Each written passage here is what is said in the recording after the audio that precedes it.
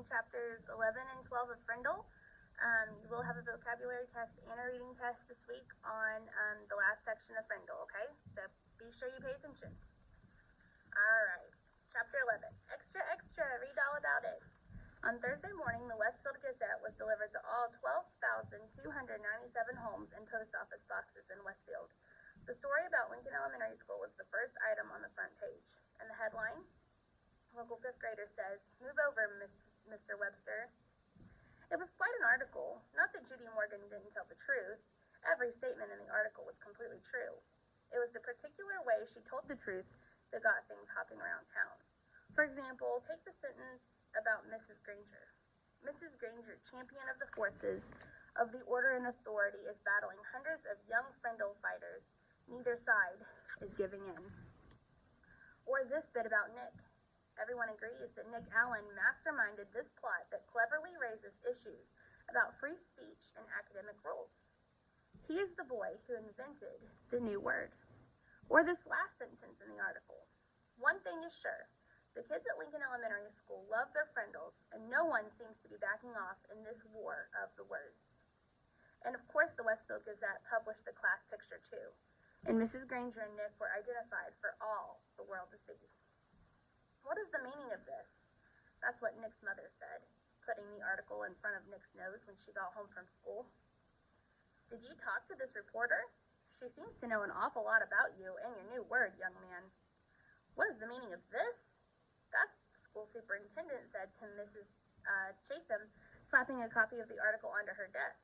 Why did you have to talk to that reporter? Don't we have enough trouble getting the taxpayers to pay for the schools without articles like this banging around town? What's the meaning of this? That's what Mrs. Chatham said to Mrs. Granger, shaking the newspaper in front of her face. I know you had to talk to that woman, but did you have to say all these things? It'll be a wonder if we don't all get fired. It was quite a Thursday for everyone, and no one could figure out how Judy Morgan had gotten that fifth grade class picture. Chapter 12, Airwaves. Within a week after the article was published, the Westfield Gazette, the kids at the junior high and the kids at the high school had stopped using the word pen and had started using the word Frindle. They loved it. Nick became sort of a hero for kids all over town, and he quickly learned that being a hero, even if you're only a local hero, isn't a free ride. It has a price. People noticed Nick when he walked into his dad's hardware store or when he stood in a line at the penny pantry to buy a candy bar. He could feel it when someone recognized him, and it made him shy and awkward. Kids at school started expecting him to be clever and funny all the time, and even for a kid as smart as Nick, that was asking a lot. Every teacher, the office secretary, the principal, even the school nurse, and the custodian all seemed to be watching. Always watching. His parents were great about everything. True, his mom had been upset when the article first came out, and so had his dad. Nick had said, "But I didn't do anything wrong, Mom, and neither did that lady from the newspaper." And his parents could see that he was right. The things in the article were true, and the truth is the truth, and nothing could be done about it now. Even though it made them uncomfortable to have their boy talked about all over town, secretly, Nick's mom and dad were pleased. After all, a brand new word is a pretty amazing thing. Their Nicholas was quite a fellow. No getting around it. Someone else in town thought this brand new word was pretty amazing too. Bud Lawrence had lived in town his whole life, and when he was only 19 years old, he had saved enough money to make an investment. He looked around for a good idea, and then bought the first Dairy Queen in the state. After a few years, he bought McDonald's.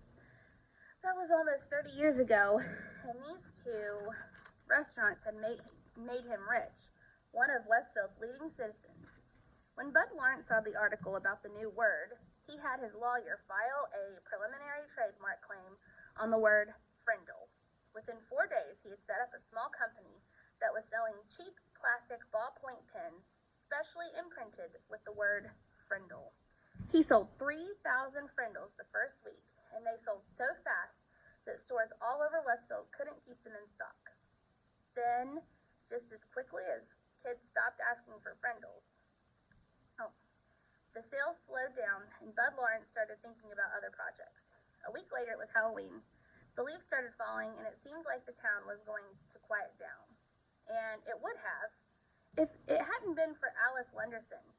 Alice lived in Betherley, a town 7 miles away from Westfield, and she worked part-time for the local CBS TV station in Carrington, a town about 75,000 people. When there was an important area news, disasters like floods or tornadoes, or sometimes if she came across little stories that seemed cute or original, Alice would call the station news manager in Carrington. If it was a good story, or if it was a day when not much else was happening in the world, then the TV station would send out a van with a camera crew to shoot some videotape. Alice subscribed to the small town newspapers in the area to keep up with the local events. Most of them were published on Thursday, and they arrived at her house by Monday or Tuesday. Then it took her a day or so to look through them all. On Wednesday morning, she finally saw the article in the Westfield Gazette about the word war. She read it through twice and looked carefully at the class photograph. She was sure this story was a winner. The TV station manager in Carrington agreed with her. He called the CBS station in Boston because sometimes Boston picked up stories from the Carrington newsroom. The woman in Boston thought the story had some real zip to it, so she called the network news editor in New York. When the facts of the Westfield Gazette article got to New York, the staff there loved it. They looked over the schedule sheet for the week and decided it would be the perfect closing story for the CBS Evening News for the next day, Thursday. Orders flew back through the telephone links from New York to Boston, to Carrington to Betherley. By Wednesday at noon, Alice had a go order to take the story all the way. It was her first real piece to get onto the national news, and 20 million viewers would see it. Alice Lenderson and her camera crew stood on Mrs. Granger's front porch Wednesday after school. Mrs. Granger was not impressed at all by the lights and the microphones. She looked right into the camera and said, "I have always said that the dictionary is the finest tool ever made for educating young minds, and I still say that. Children need to understand that there are rules about words and language, and that those rules have a history that makes sense. And to pretend that a perfectly good English word can be replaced by a silly made-up word just for the fun of it, well, it's not something I was ready to stand by and watch without a fight." "And have you lost that fight, Mrs. Granger?" asked the reporter. Mrs. Granger turned her eyes up to nearly full power as she looked into the camera, and with a pale smile she said, "It's not over yet." When Alice and the crew showed up at Nick's house, the Allen family was ready for them. Mom and Dad sat on the couch with Nick between them. Nick squinted into the lights. His mom had worked out with Nick what he could say and what he couldn't say. "You remember, young man," she had told him as she combed his hair, "these reporters are just looking for a quick story that will make some extra excitement. But you have to stay here and live in this town, so mind your P's and Q's." As they sat there on the couch, Mrs. Allen had her foot on top of Nick's under the coffee table, and if she pushed down, it meant that the reporter had just asked him a question that she was going to answer for him. Mrs. Allen did not trust reporters. "So tell me, Nick, why did you make up this new word, frindle?" asked Alice Lenderson. Nick gulped and said, "Well, my teacher, Mrs. Granger, said that all words in the dictionary were made up by people, and that they mean what they mean because we say they do. So I thought it would be fun just to make up a new word and see if that was true." "And were you surprised when Mrs. Granger got mad about that?" asked Alice with a smile. There was a push on Nick's foot, and his mother said, "We never felt that Mrs. Granger got angry. When everyone started using the word frindle, it just got to be a disruption, that's all. She's really a very fine teacher." "Yeah," said Nick. "I mean, I learned a lot about words, and without her, I wouldn't have. So what's next for you in the new word?" Alice was wrapping it up. She could see that Nick and his parents were not going to be pushed into saying anything controversial. So she just kept it light and happy. "Well," said Nick, "the funny thing is, even though I invented it, it's not my word anymore. Frindle belongs to everyone now, and I guess everyone will figure out what happens together." Alice also had a short chat with a worried-looking Mrs. Chatham and a smiling Bud Lawrence, maker of the official frindle. Then she shot her opening bit and her closing bit, and the camera crew drove back to Carrington to edit all the pieces to put them together into a 2-minute news story.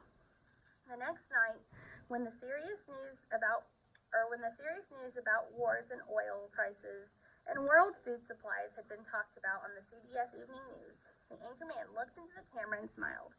He said, "It is believed by many that the word quiz was made up in 1791 by a Dublin theater manager named Dolly.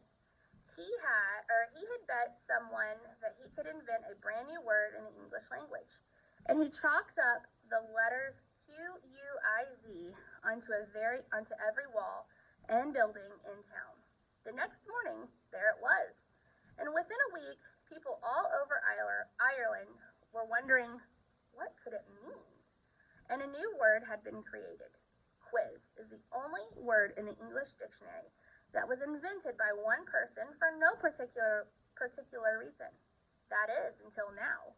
Now, there's a new word, frindle, and here is Alice Lenderson in Westfield, New Hampshire, with the story. Alice came on the screen with a short introduction. Then, right there on TV, Mrs. Granger and Nick and Bud Lawrence and Nick's mom were talking to 20 million people about frindles. One of those 20 million people was a producer for The Late Show with David Letterman, and another one of those 20 million people was a staff writer for People magazine, and another one of those was a writer for 321 Contact magazine for kids. Dozens of other writers and producers and marketing people saw the story on the news, and all of them smelled a great story. During the next 3 weeks, every man, woman, and child in America heard about this funny new word that kids were using instead of the word pen. And kids in Ohio and Iowa and New York and Texas and California started using it too. Bud Lawrence was suddenly flooded with orders for everything with the word frindle on it, and he quickly got interested again, but there were complications. Bud's lawyer said, "You see that stack of orders there? Trouble. That's what that is. We got a trademark filed, but it's only like an application. The whole country knows that that little kid made up the word, and unless you make a deal with his dad, you're going to end up with nothing, maybe even a big fat lawsuit. That kid owns that word." When Mr. Allen came home at lunchtime,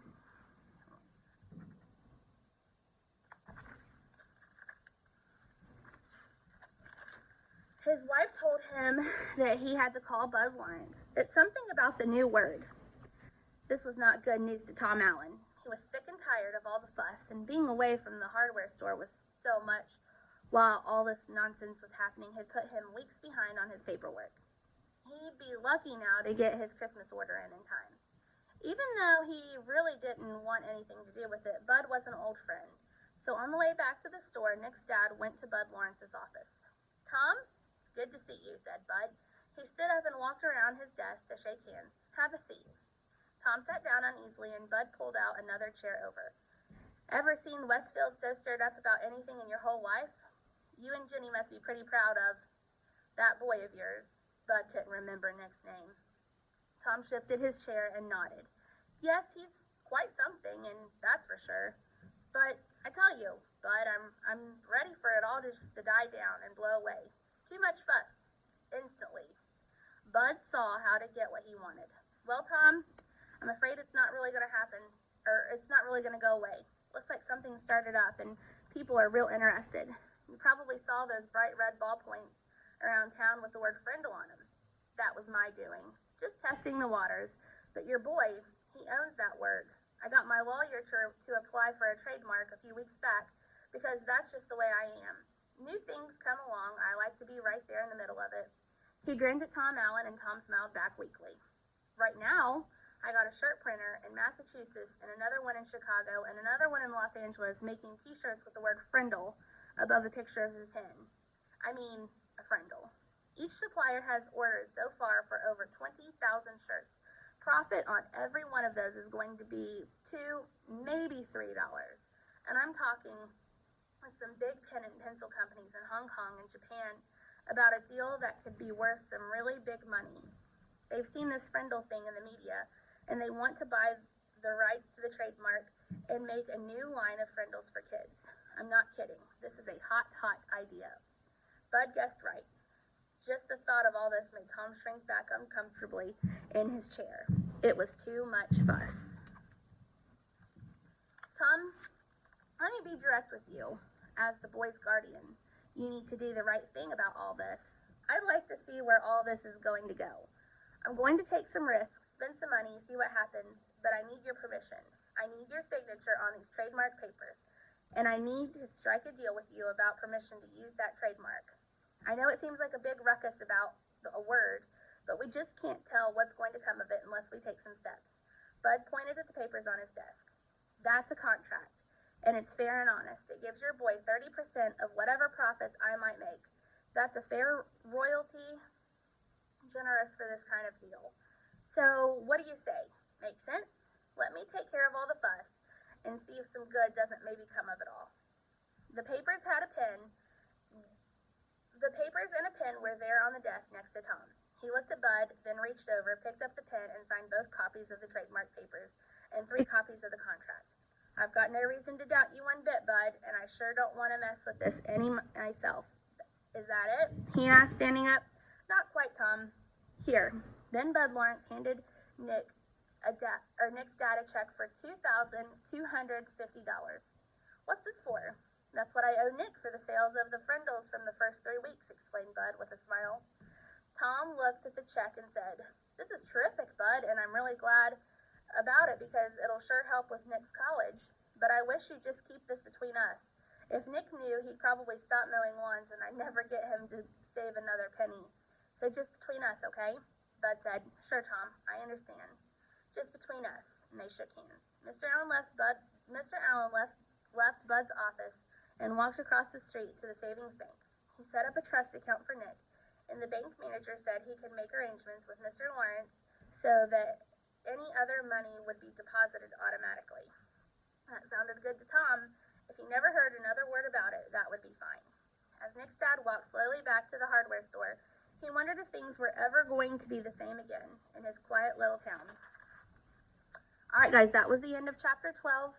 So your question for today is, would you rather live in a cave or in a treehouse? Alright, let me know.